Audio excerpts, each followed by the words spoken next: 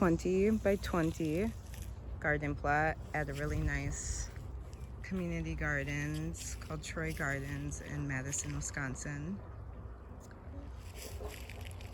This is my second home away from home. These are my plant babies I've been raising. And this is my first garden. A lot of these plants were donations from some kind humans I've come across in my lifetime. Some have been volunteers, some have grown from random seeds in the soil. Even the soil has been donated, super nutrient rich soil from a friend who has a permaculturist food forest. Another donator of the soil was a man who has a health and wellness shop in Madison, Wisconsin. That's Supercharged Foods, one of the places I used to frequent with my children back pre-COVID. So just did some basic mulching with straw, keeping the soil moist, and a lot of the volunteers down. Looks like it's about time for the soil to get watered because it hasn't rained in some days.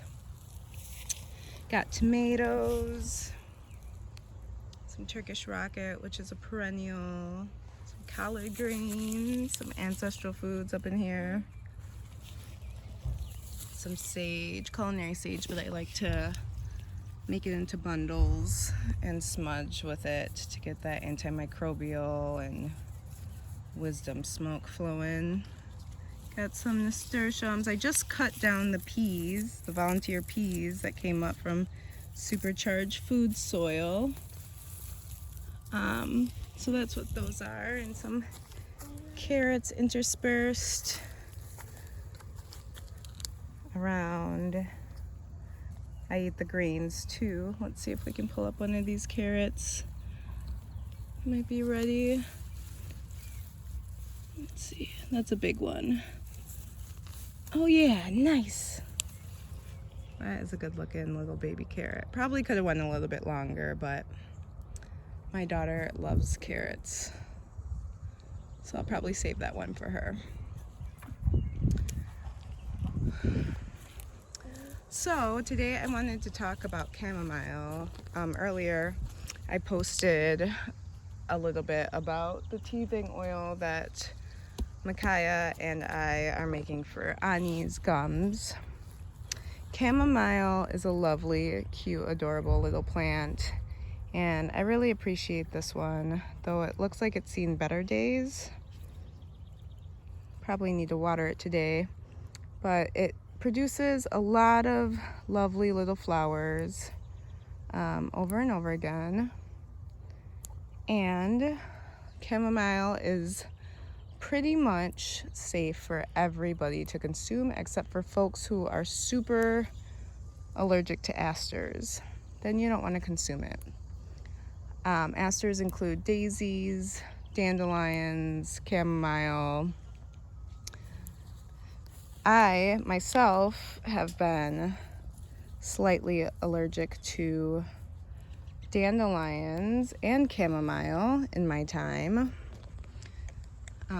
Dandelions have made me sneeze and had my nose real itchy, and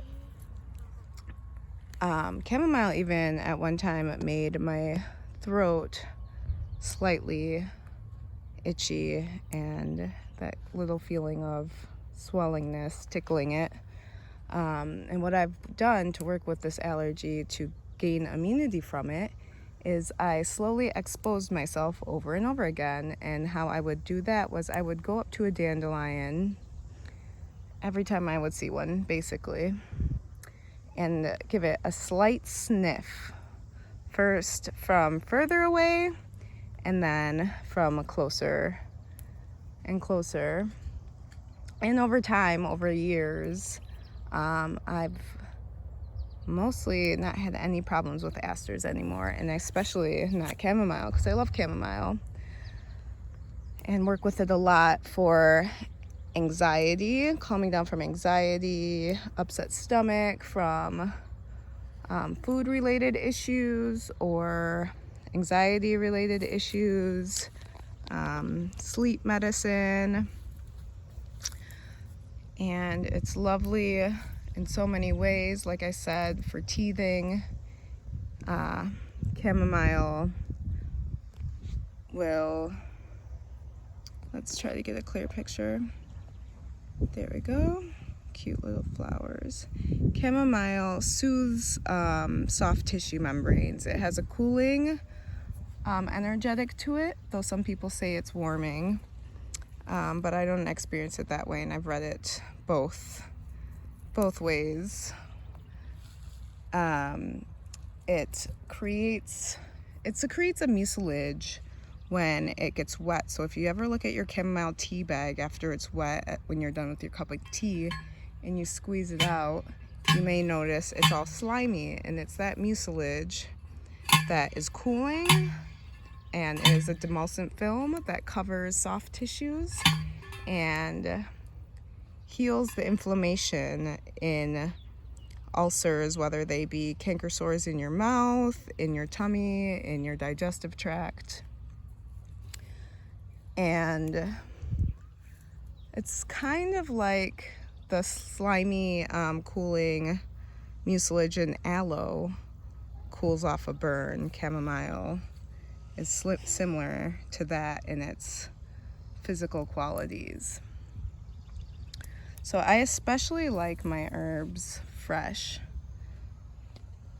because they have the essential oil medicine chew, and when they get dry, a lot of that essential oil, it's volatile, so it evaporates. So I really enjoy making chamomile tea fresh, and I simmer it for about 20 minutes. Probably, show you my basket, probably that many would be good, which is, let's see,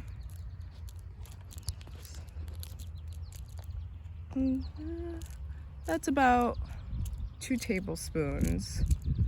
That's probably good for like how much I usually put in maybe a 12-ounce cup of water. So I'll simmer my chamomile for about 20 minutes. And I also like to add other herbs in my garden that I really, really appreciate, like tulsi. Also simmered for 20 minutes with the chamomile. And I can do another video on tulsi soon. This is such a wonderful, magical plant, and it's doing so well, and it's a perennial, so it'll keep coming back. It's one of my all-time favorites of this garden for sure.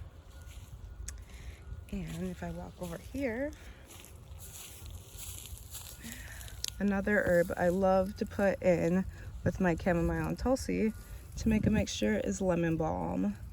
And this is another really cooling herb that has been saving me these days that have been ultra stressful for most people.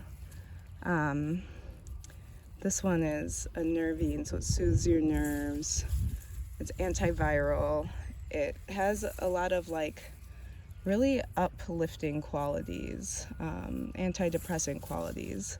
So this tulsi and chamomile, tulsi being an adaptogen also, which is super energizing, simmered for 20 minutes, made into a tea, is my recommendation for folks